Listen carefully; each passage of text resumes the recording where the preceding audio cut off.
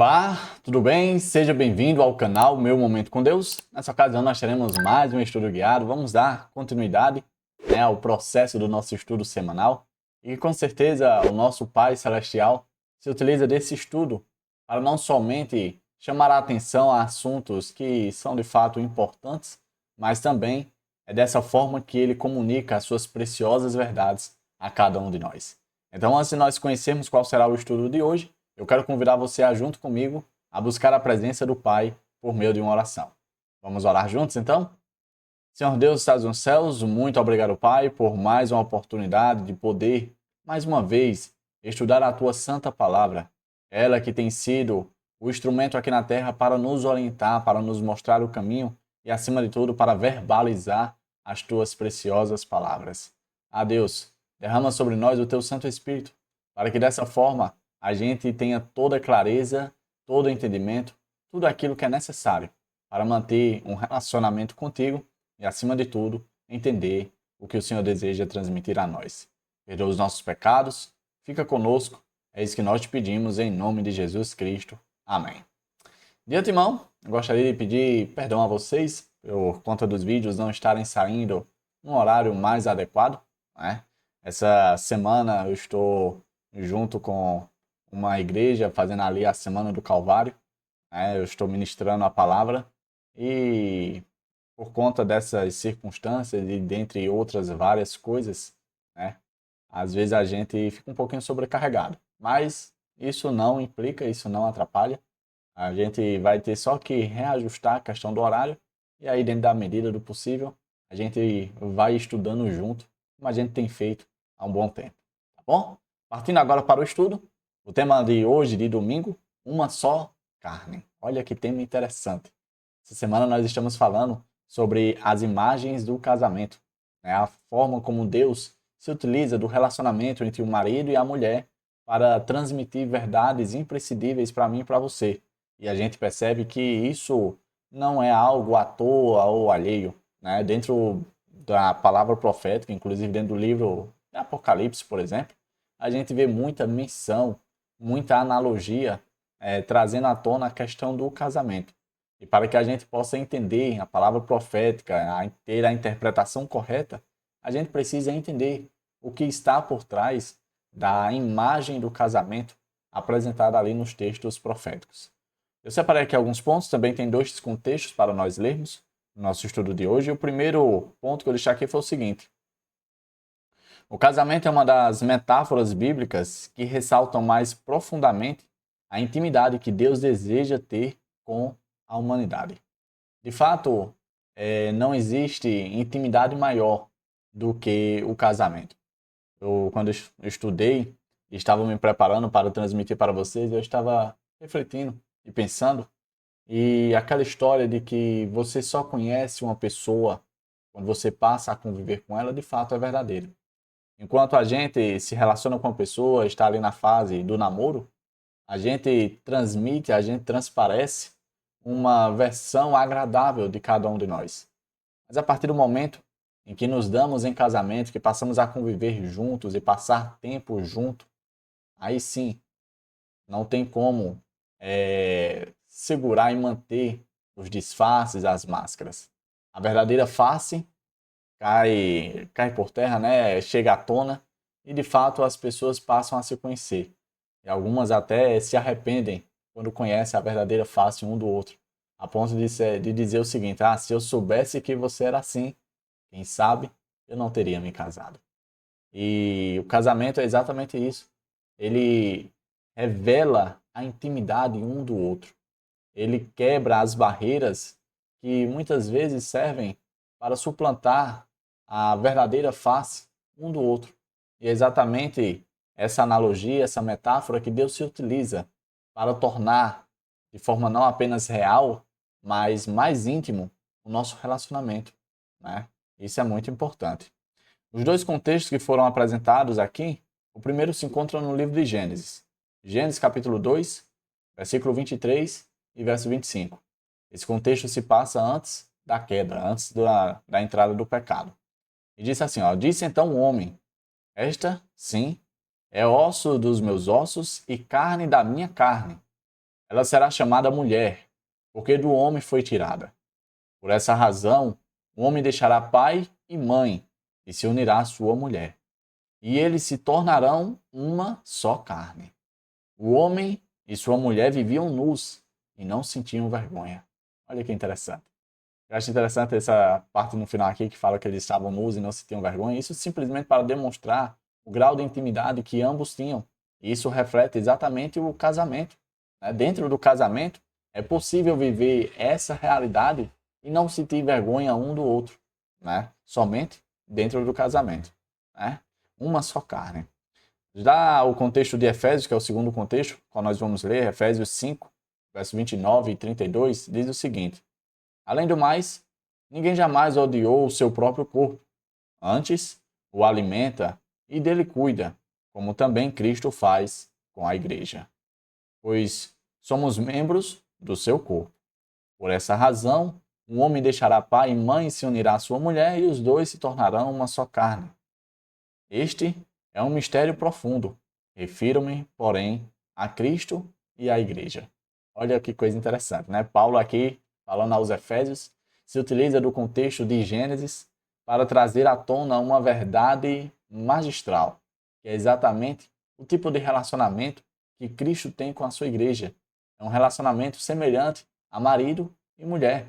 E aí ele fala, já que dentro de um casamento é apenas uma só carne, então não é lógico, não é saudável, não é correto você destruir o seu próprio corpo. É mais fácil você atacar outra pessoa, mas assim mesmo você vai se proteger, você vai se alimentar, vai se nutrir, vai se hidratar, vai praticar atividade física para manter um bom corpo, manter uma saúde estável. Então, se você faz isso para si mesmo, você fará isso também em prol da pessoa que é, vamos dizer assim, o amor da sua vida, é a sua parceira de vida. E aí, o apóstolo Paulo, ele fala que é dessa forma que Cristo faz com a sua igreja, dando o apoio devido, cuidando da forma precisa, para poder fazer com que a sua igreja não apenas prospere, mas também amadureça, cresça e se desenvolva por completo. Isso é maravilhoso. E aí, com base nesses dois textos, eu separei mais alguns pontos que diz o seguinte, ó. Em certa ocasião, conversando com os fariseus, Jesus citou o relato de Gênesis sobre o casamento de Adão e Eva, exatamente o contexto que a gente leu. Sabe o que foi que os fariseus responderam quando Jesus citou esse contexto? Eles disseram o seguinte: então, por que Moisés ordenou dar uma carta de divórcio e repudiar a mulher? Olha que coisa interessante. Enquanto Jesus estava defendendo um casamento, os fariseus tentaram encurralar Jesus, fazendo ele, quem sabe, desmentir, ou quem sabe desdizer, ou quem sabe até mesmo se encontrar numa arapuca, né, com relação ao casamento. Tipo, olha, tu fala que o casamento é uma só carne, que ambas não podem se separar. Mas aí Moisés, o nosso profeta, o bem dizer, a pessoa que deu origem à nação de Israel, ele disse que era para dar carta de divórcio. E aí? Como é que fica essa situação? É para a gente desmerecer o que Moisés disse? É para a gente repudiar o que Moisés disse? Para ficar com tuas palavras? É isso? Bom, os fariseus, de várias formas, eles tentaram pegar Jesus na palavra. Tentaram colocar Jesus em uma situação que ele teria que falar, ou quem sabe desmentir, ou fazer alguma coisa errada. Mas isso nunca foi possível, porque Jesus nada mais é do que o Criador.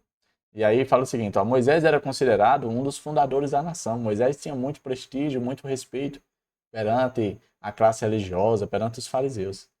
E aí, quando se viram nessa situação, Jesus simplesmente trouxe à tona algo que nunca deveria ter mudado.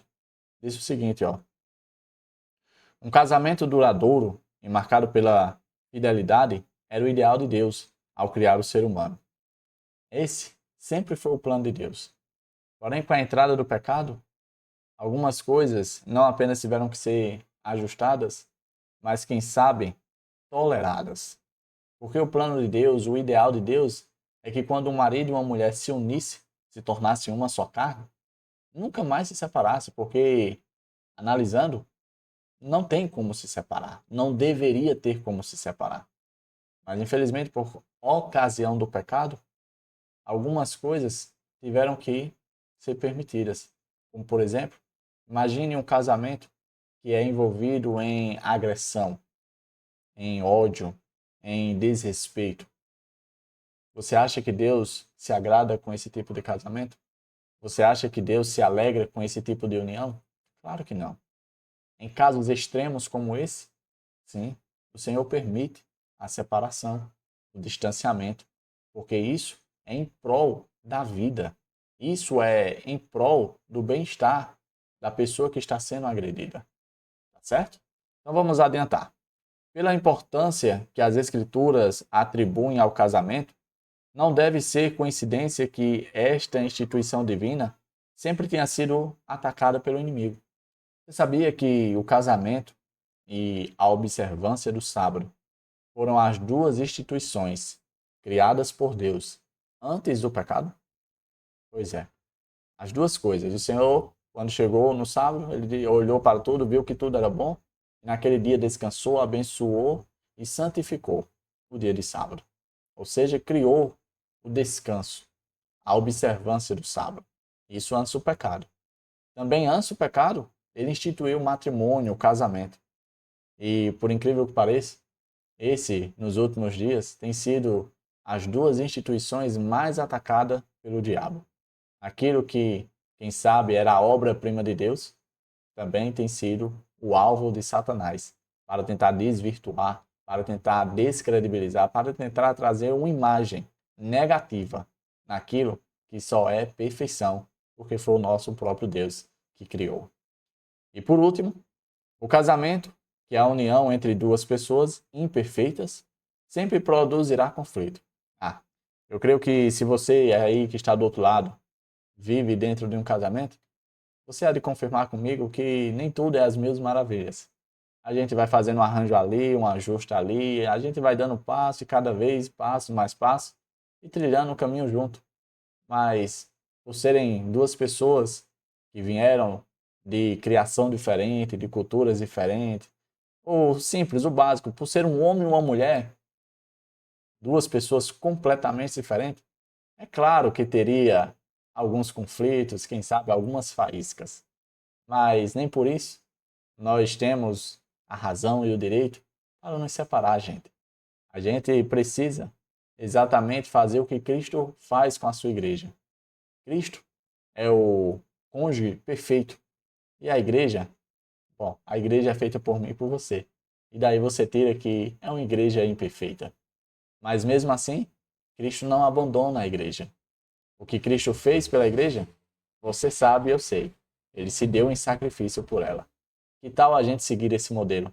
Que tal a gente seguir esses passos? Ao invés de abandonar, ao invés de deixar para lá, de ignorar, por que é que a gente não se sacrifica pelo nosso cônjuge também? Assim como Cristo fez pela sua amada noiva igreja. Chegamos ao fim de mais um estudo, hoje falando sobre o tema uma só carne. Que a gente possa viver essa realidade dentro dos nossos casamentos e ter essa ideia certa também que esse é o tipo de relacionamento que Deus deseja ter comigo e com você. Uma só carne.